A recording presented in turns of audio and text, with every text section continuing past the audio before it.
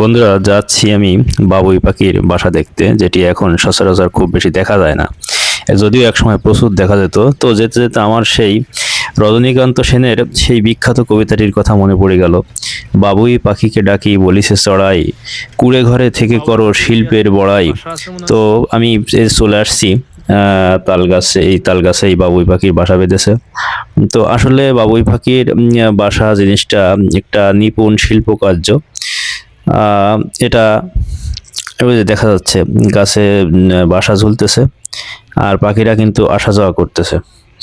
তো আসলে বাবুই পাখির বাসা একটু বড়াই নয়, এক বিস্ময়কর শিল্পকার্য। দেখুন কিভাবে তালপাতার সরু ফালি দিয়ে এরা বুনন কাজটা করেছে। আধুনিক ইঞ্জিনিয়ারিংও হয়তো এর হার মানবে এই নিখুঁত কাজের কাছে।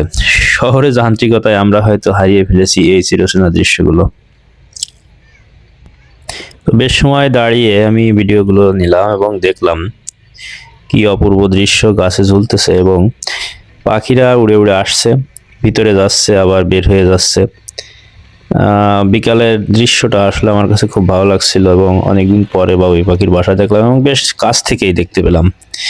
তো আমি সেখান থেকেই, এবং দৃশ্যটি কিন্তু একদম ধান ক্ষেতের মাঠে, চারিদিকে শুধু সবুজ আর সবুজ।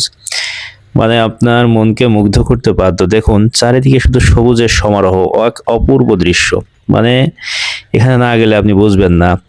তো দাঁড়িয়ে আমি আর কি দেখলাম। আমি যাই প্রায় সময় এখানে গেলে, কিন্তু আমি দেখার চেষ্টা করি এই জায়গার দৃশ্যগুলো। ভালো লাগে আমার কাছে, সবুজ প্রকৃতি সবসময় আমার কাছে ভালো লাগে। তো আপনাদের কাছে ভিডিওটি কেমন লাগলো অবশ্যই জানাবেন এবং সবাই ভালো থাকবেন।